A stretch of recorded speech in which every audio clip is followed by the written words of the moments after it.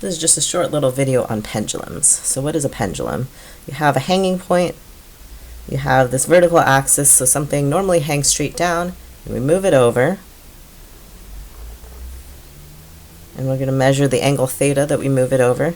The arm length is L, so we move the thing over here, and then it starts swinging back and forth. It seems to do that on its own. And actually, if there's no friction up here, it will do that forever on its own.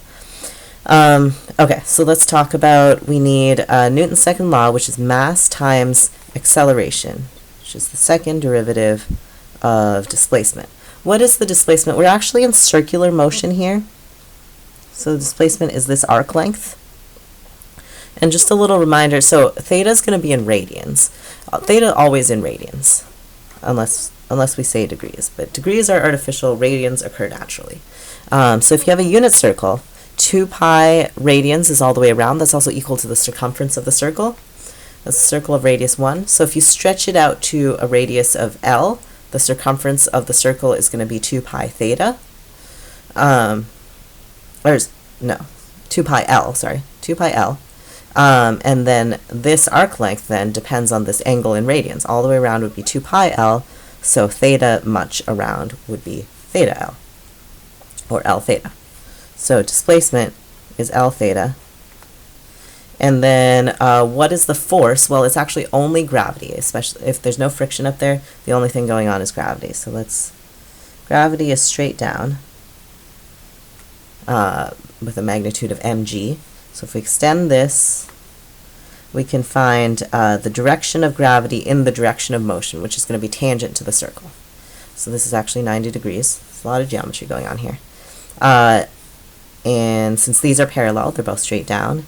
This is an extension of this line, so this angle is also theta from geometry.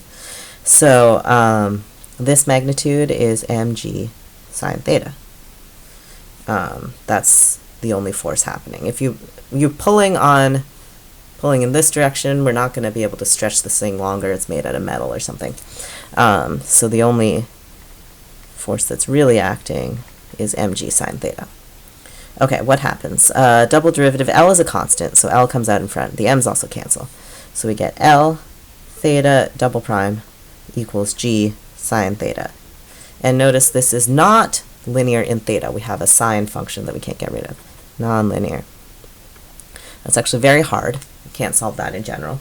Luckily, what we can do is we can use the most beautiful limit in Calc 1 that is super underplayed these days in Calc 1. But as theta goes to 0, sine theta over theta is 1. Sine theta approximates theta, or theta approximates sine theta. So we're going to assume that theta is close to 0, and then what we can do here is we get L theta double prime is going to be approximately g times sine theta is approximately theta. So we get this is called the linearization of the differential equation. Remember, a lot of differential equations can't be solved exactly, but we can solve the linearization pretty easily. Minus g theta equals 0. And now this is a second order differential equation with constant coefficients, which we do know how to solve.